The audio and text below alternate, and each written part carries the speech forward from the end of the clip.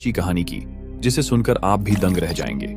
ये कहानी है पूर्ण लिम की, एक ऐसे इंसान की जो 133 दिनों तक यानी लगभग 5 महीने समंदर के बीचों बीच अकेला फंसा रहा और फिर भी जिंदा वापस लौट आया, जहां 55 लोगों में से सिर्फ एक इंसान ही जिंदा बचा और वो थे पूर्ण लिम। उन्होंने भूख, प्यास, तपती धूप, जमाने वाली ठंड और भयानक तूफानों को मात दी और अकेले ही मौत को हराकर वापस जमीन पर लौट आए।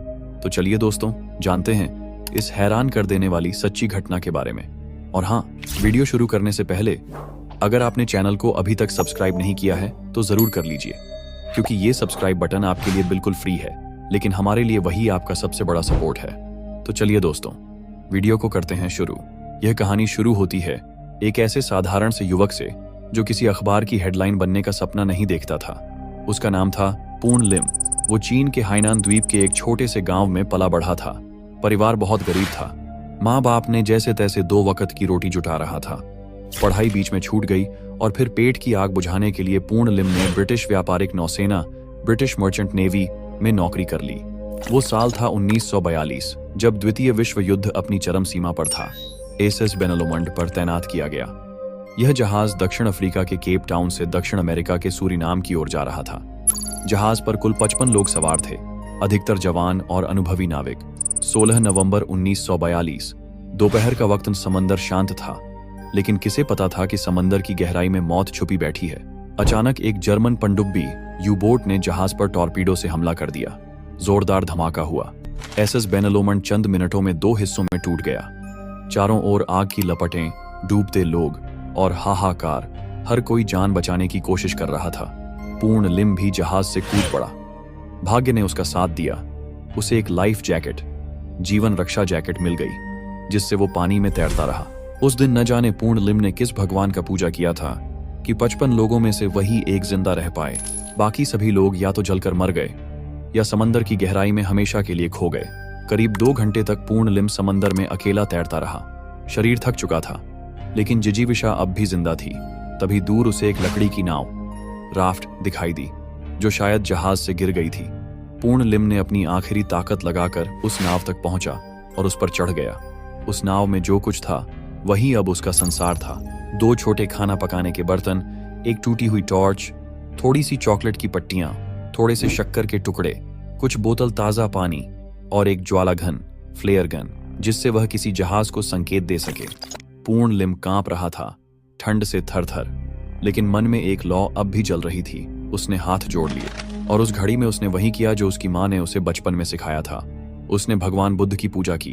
कहा जाता है कि उसी दिन पूर्ण लिम ने भगवान बुद्ध की सच्चे मन से पूजा की थी और शायद इसी कारण 55 लोगों में से केवल वही एक इंसान जिंदा बच पाया। उस दिन से पूर्ण लिम की असली लड़ाई शुरू हुई। एक अकेला इंसान, एक लकड़ी की नाव और 133 दिन तक समंदर के बीचों बीच जीवन और मौत की जंग। पूर्ण लिम नाव पर अकेला बैठा था।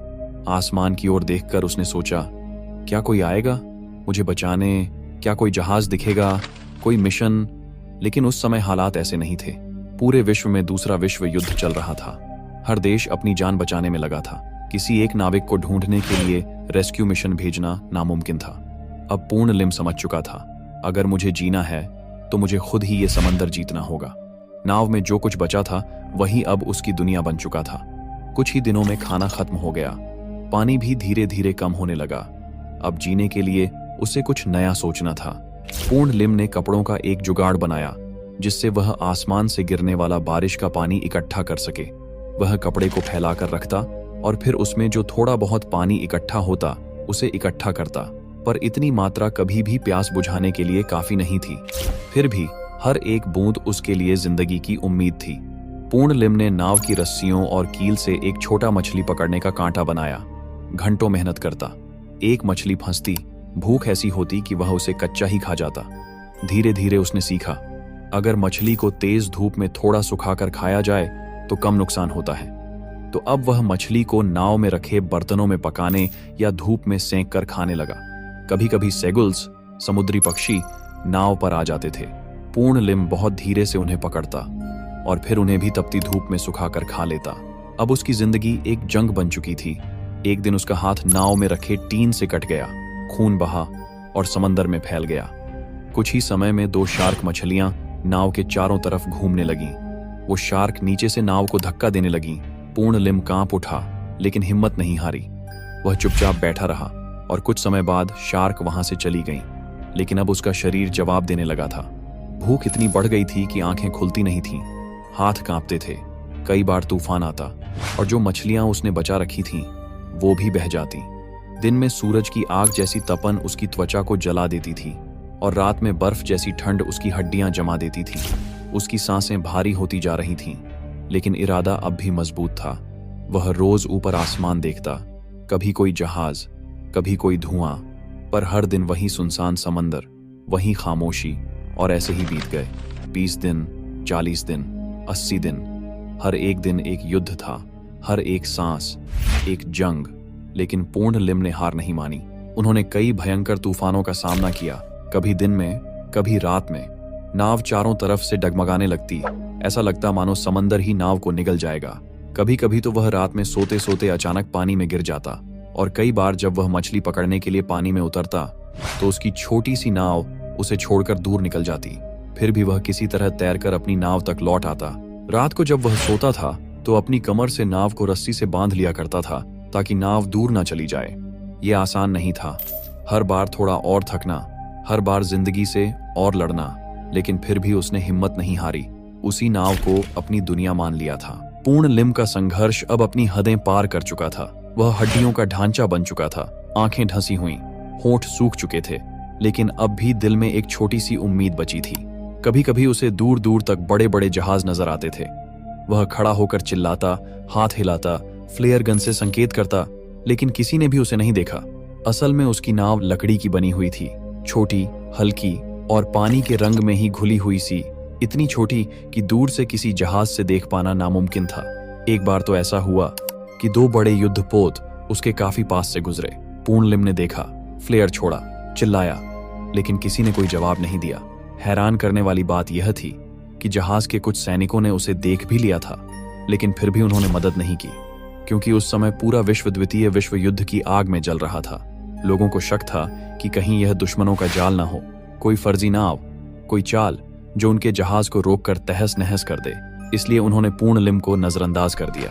पूर्ण लिम ने देखा, समझा, पर हिम्मत नहीं हारी। कई बार अमेरिका की नौसेना के प्लेन उसके ऊपर से गुजरे।